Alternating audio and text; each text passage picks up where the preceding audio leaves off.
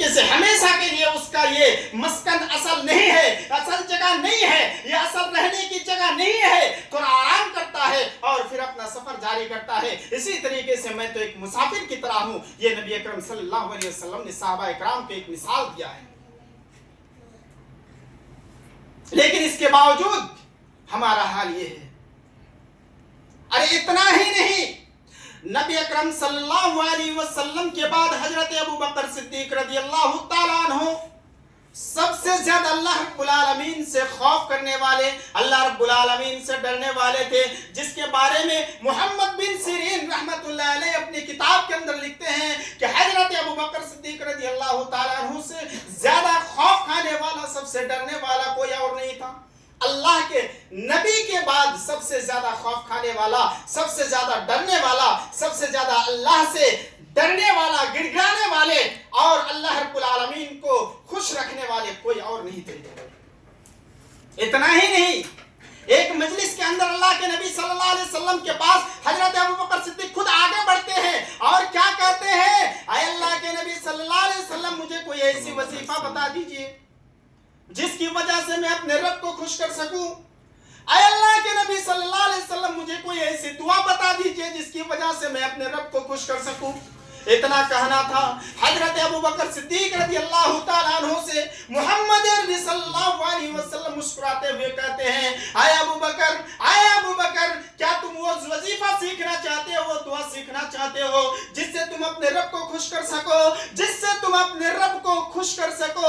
اتنا کہنا تھا، ہاں اے اللہ کے نبی، میں وہ دعا سیکھنا چاہتا ہوں جس کی وجہ سے میں اپنے رب کو خوش کر سکوں۔ وہ دعا یہ ہے، اے ابوبکر، اس دعا کو تم اپنا وظیفہ بنا لینا، اس دعا کو تم اپنا وظیفہ بنا لینا، اور فجر میں بھی، ظہر میں بھی، عصر میں بھی، مغرب میں بھی، عشاء میں بھی، یہاں تک کہ تہجد میں بھی تم اس دعا کو پڑھتے رہنا۔ اے ابوبکر، وہ دعا یہ ہے، اٹھائیے بخاری شریف، محمد بن اسماعیل اپنی کتاب صحیح البخاری کے اندر لکھتے ہیں، اللہم انی ظلمت نفسی ظلما کثیرا ولا یغفر الذنوب الا انت فاغفر لی مغفرۃ من عندک وارحمنی انک انت الغفور الرحیم۔ اے اللہ، اللہم انی ظلمت نفسی، اے اللہ ہم نے اپنے نفس پر ظلم کیا ہے، ظلمن کثیرا، انتہائی ظلم، بہت زیادہ ظلم، ولا یغفر الذنوب الا انت، میرے ان گناہوں کو تیرے علاوہ کوئی معاف نہیں کر سکتا۔ کون معاف کرے گا؟ تیرے علاوہ کوئی معاف نہیں کر سکتا۔ دنیا کی کسی انسان کے اندر وہ طاقت ہے ہی نہیں، یہاں تک کہ محمد رسول اللہ کے پاس بھی وہ طاقت نہیں ہے کہ میرے ان گناہوں کو معاف کر دے۔ کون معاف کرے گا؟ اے اللہ تو معاف کرے گا، تیرے علاوہ کوئی نہیں معاف کر سکتا۔ فاغفر لی مغفرۃ من عندک وارحمنی انک انت الغفور الرحیم، اے اللہ تو ہی معاف کرنے والا ہے، تو ہی رحم کرنے والا ہے۔ یہ دعا جب حضرت ابوبکر صدیق رضی اللہ تعالیٰ عنہ کو اللہ کے نبی صلی اللہ علیہ وسلم نے سکھا دیے، اور حضرت ابوبکر صدیق رضی اللہ تعالیٰ عنہ ان دعا کو سیکھ کر کے ہمیشہ پڑھا کرتے تھے۔ آج ہمارا حال یہ ہے کہ کسی اچھے عالم کے پاس ہم آ کر کے بیٹھتے ہی نہیں کہتے ہیں کہ مولانا ہم اس دعا کو نہیں جانتے ہیں تو مجھے سکھا دیجیے، مولانا مجھے نماز کی دعا یاد نہیں ہے، مجھے سکھا دیجیے۔ کوئی کہتے ہیں نہیں۔ دنیا میں اتنے زیادہ مگن ہو چکے ہیں، اتنے زیادہ مگن ہو چکے ہیں کہ دنیا کی وجہ سے آخرت کو تباہ و برباد کرتے تھے، دنیا کی وجہ سے آخرت کو برباد، جبکہ یہ دنیا ہمارے لیے کیا ہے؟ یہ قید خانہ ہے۔ الدنیا سجن المومن و جنت للکافر، یہ دنیا مومنوں کے لیے قید خانہ ہے، یہ دنیا مومنوں کے لیے کیا ہے؟ قید خانہ ہے، و جنت للکافر، اور کافروں کے لیے یہ جنت ہے۔ نبی اکرم صلی اللہ علیہ وسلم آج سے 1500 سال پہلے ہی بتا کر کے چلے گئے ہیں کہ یہ تمہارے لیے مسافر خانہ ہے۔ اس مسافر خانہ میں جس طریقے سے کانٹے کو دیکھ دیکھ کر کے چلا کرتے ہو، اسی طریقے سے کانٹے کو ہٹا ہٹا کر کے آپ کو چلنا پڑے گا۔ آگے جائیں گے، چائے کی دکانیں ملے گی، وہاں پر کچھ جوارے ملیں گے، وہاں سے آپ کو ہٹ جانا ہے، چائے چھوڑ دینا ہے۔ پھر آگے جائیں گے، ایک بڑا سا ہوٹل ہوگا، اس ہوٹل میں بیئر بار ہوگا، ان بیئر باروں پر بھی آپ کو نہیں رہنا ہے، ان بیئر بار سے آپ کو ہٹ جانا ہے، اور پھر ایسی جگہ پر جانا ہے جہاں پر متقی ہو، جہاں پہ نمازی ہو، جہاں پہ لوگ اچھے ہوں، جہاں پہ دین کی باتیں کرتا ہو، ان لوگوں کے پاس جا کر کے آپ کو بیٹھنا ہے، ہمیں بیٹھنا ہے۔ لیکن ہم آج وہ نہیں کرتے ہیں۔ جہاں پر شرابی ہوتا ہے وہاں پہ زیادہ لوگوں کا اڈا ہوتا ہے، جہاں پہ جواری ہوتا ہے وہاں پہ لوگوں کا اڈا ہوتا ہے. یہ ہمارا حال ہے. میرے بھائیوں، دنیا کی وجہ سے آخرت کو برباد مت کرو، کیونکہ آخرت ہمارے اور آپ کے لیے وہی ہمارے لیے ابدی ہے، وہیں پہ ہمیں رہنا ہے، جبکہ ہزاروں سال لاکھوں سال تک آپ کو رہنا ہے، کبھی مرنا نہیں ہے. موت موت چیخیں گے، پکاریں گے. اللہ رب العالمین ایک شخص کو جہنم کے اندر ڈالے گا، اور ڈالنے کے بعد اس آدمی کو جلایا جائے گا، اس کا چمڑا جلے گا، کوئلے کی طرح ہو جائیں گے. اللہ فرماتا ہے قرآن کے اندر کسی مولوی کا خود ساخت الفاظ نہیں، کسی عالم کا خود ساخت الفاظ نہیں، یہاں تک کہ محمد رسول اللہ کے بھی الفاظ نہیں. یہ اس کتاب کے الفاظ ہے جس کو رب کائنات نے بذریعہ وہی جناب محمد عربی صلی اللہ علیہ وسلم پر محفوظ کیا. کیا الفاظ ہے؟ لما نضجت جلودہم بدلناہ جلودا غیرہا لیذوقوا العذاب. جب جہنمی جہنم کے اندر جلیں گے، جسم کوئلے کی طرح ہو جائے گا، چمڑے جل کر کے بالکل کالی اور سیاہ ہو جائے گی، لیکن اس کے باوجود اس کا موت نہیں آئے گا. لما نضجت جلودہم بدلناہ جلودا، چمڑا جلے گا، پھر اس میں نیا چمڑا چڑھا دے گا، پھر جلے گا، پھر نیا چمڑا چڑھا دے گا، پھر جلے گا، پھر نیا چمڑا چڑھا دے گا، یہاں تک کہ وہ آدمی چیخے گا اللہ رب العالمین اس طریقے کا عذاب دینے سے بہتر ہے، اس طریقے کا سزا دینے سے بہتر ہے، اس طریقے کی تکلیف دینے سے بہتر ہے کہ میرے پروردگار مجھے ایک لت مار دے، ایک برچھا مار دے، تاکہ میں فنا ہو جاؤں، تاکہ میں ختم ہو جاؤں، تاکہ میں مر جاؤں، دوبارہ زندہ نہ ہو سکوں. اتنا کہنا تھا. اللہ رب العالمین فرشتوں کو حکم دے گا، اے فرشتوں جاؤ، اور جانے کے بعد اس کی موت کو لے کر کے آؤ. جس موت کی تمنا کر رہا ہے، جس موت کے لیے وہ چیخ رہا ہے اور چلا رہا ہے، اللہ رب العالمین حکم دے گا، اے فرشتوں جاؤ، اس کو موت کو لے کر کے آؤ. اس کی موت کو ایک مینڈے کی شکل میں، ایک بچڑے کی شکل میں، ایک دمبے کی شکل میں لایا جائے گا، اور لانے کے بعد اس کی موت کو اللہ رب العالمین چھری اپنے ہاتھ میں لے گا، اور اس موت کی بھی موت کر دیں گے. اس کے سامنے اس کے موت کو داخل نہ پیش کرے گا، اور پیش کرنے کے بعد اس موت کی بھی موت کر دے گا، دوبارہ اسے موت نہ آئے گا. وہ کہے گا، اے بندہ خدا، اے جہنمی جو جہنم کے اندر چل رہا تھا، جہنم کے اندر چمڑا جلا رہا تھا، اے فرشتوں گواہ رہو، آج دیکھو اس کی موت کو بھی میں نے موت کر دیا ہے، آج کے بعد کوئی موت نہیں آئے گا، تو موت موت نہ پکار. پھر اللہ رب العالمین اس آدمی کو جہنم کے اندر ڈال دے گا، پھر نیا چمڑا چڑھایا جائے گا، اور پھر چلنا شروع ہو جائے گا. اسی لیے میرے بھائیوں، اس دنیا میں رہ کر کے آخرت کو برباد مت کرو.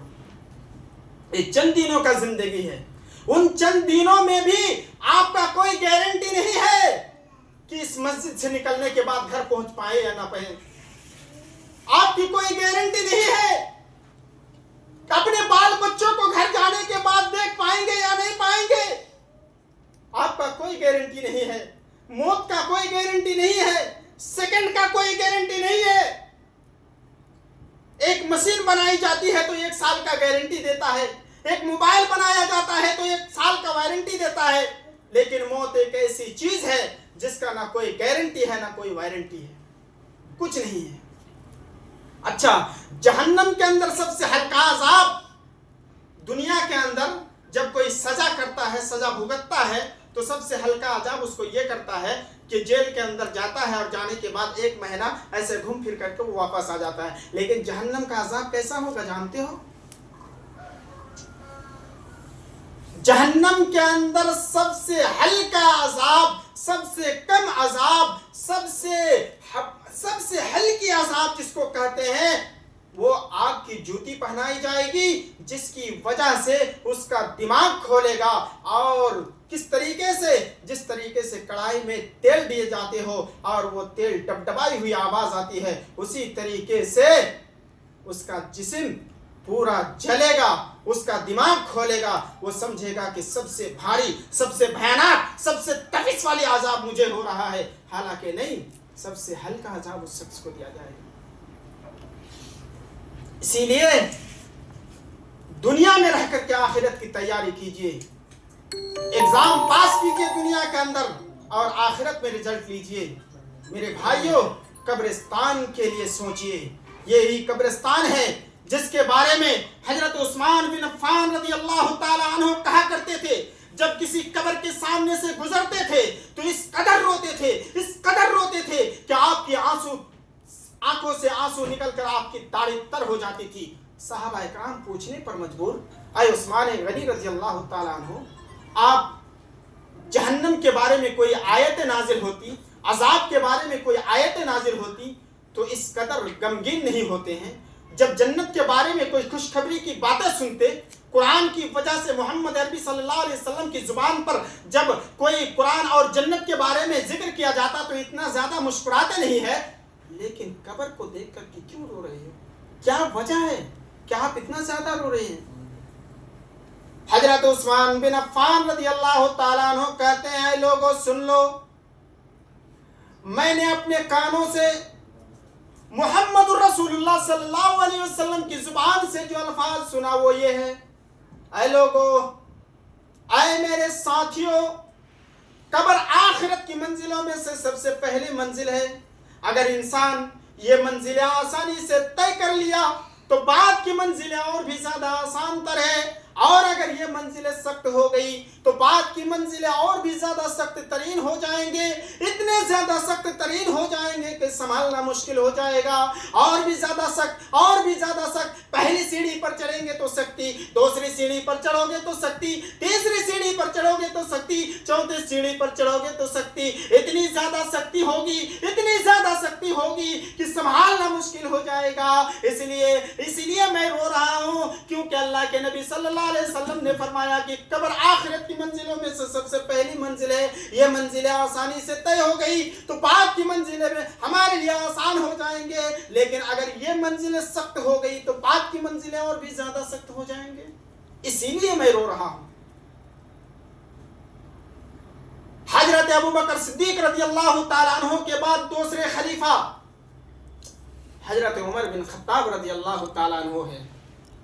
हजरत उमर बिन खत्ताब रज़ी अल्लाह ताला अन्हु जिसको जन्नत की बशारत दी, इतना ही नहीं बल्कि अल्लाह के नबी सल्लल्लाहु अलैहि वसल्लम तो इतना भी कह दिया, लौकाना बादी लकाना उमर इब्न खत्ताब, अगर मेरे बाद कोई नबी होता, मेरे बाद कोई रसूल होते, मेरे बाद कोई पैगंबर होते तो उमर बिन खत्ताब रज़ी अल्लाह ताला अन्हु होते। इतना बड़ा लक़ब पाने के बावजूद इन्ना अज़ाब रब्बिका लवाक़ि मा लहू मिन दाफ़े, ये आयत करीमा जब नाजिल होती है और इस आयत को सुन लेते हैं, जहन्नम की तपिश वाली आवाज़ें जब सुन लेते हैं, ये आयतें सुनते हैं तो इतना ज़्यादा रोते हैं कि आपकी आंखों से आंसू निकल कर आपकी दाढ़ी तर हो गई। इतना ही नहीं बल्कि इस आयत को सुनकर मुफस्सिरीन इकराम लिखते हैं कि इस आयत को सुनकर आप बेहोश हो गए और बेहोश हो जाने के बाद जमीन पर गसी खा करके गिरे, यहाँ तक कि मुसलसल 1 माह तक बीमार हुए। ये हजरत उमर बिन खत्ताब रज़ी अल्लाह ताला अन्हु है जिसको जन्नत की बशारत दी गई।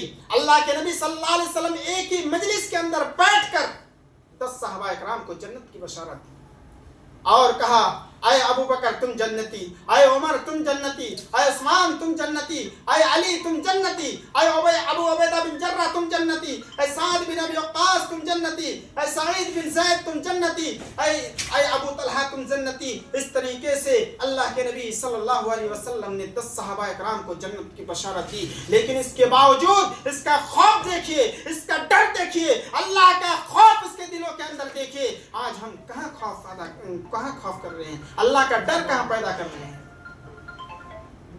कहाँ हम अल्लाह का डर पैदा कर रहे हैं।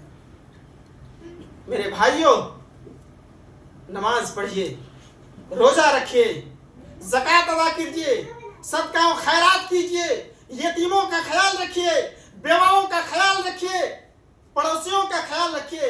अल्लाह के नबी सल्लल्लाहु अलैहि वसल्लम ने क्या फरमाया? वल्लाहि ला युमिन, वल्लाहि ला युमिन, वल्लाहि ला युमिन। वो आदमी मोमिन नहीं हो सकता जिसका पड़ोसी भूखा सोए और वो पेट भर के खाना खाए और फिर वो सो जाए। आज हम कहाँ पड़ोसियों का हक अदा कर रहे हैं? कहाँ यतीम का हक अदा कर रहे हैं? जबकि एक मर्तबा अल्लाह के नबी सल्लल्लाहु अलैहि वसल्लम ने असर की नमाज पढ़ने के बाद बता दिया कि आए लोगों, कल फजर की नमाज के बाद माले गनीमत को तकसीम किया जाएगा, चूल्हा को संभाल लो,